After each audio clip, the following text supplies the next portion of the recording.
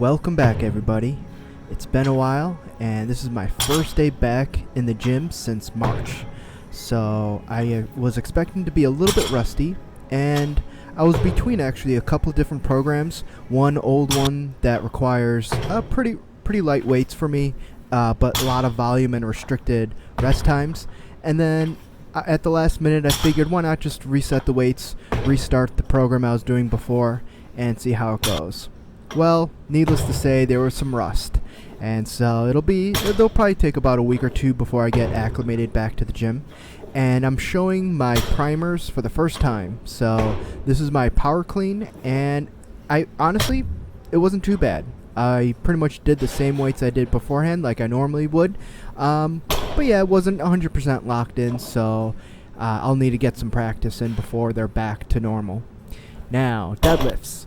I decided to go all the way back down to 405, which is where I started with this program, and just did doubles. I was kind of on the fence with what I was going to do with it, and I just went with easy doubles. Didn't want to strain, didn't want to push too much, especially for the first day back. And honestly, the use of the mask really makes a difference. So whereas I was beforehand was just taking 2 minutes of rest, I started that way, and after the first couple sets, I realized that with the mask on, things are going to change. So I took more along the lines of 3 minutes, and like these deadlifts aren't bad. Obviously 405 has moved much faster, but after coming off such a big just a big break, it's nice just to start moving a barbell again. So these are okay. They're relatively controlled. They're not bad. Of course, they're going to get better, but this is my starting off point. So 5 doubles, deadlift, not too bad. Alright, now this is probably my go-to primer for the overhead press, is the snatch push press.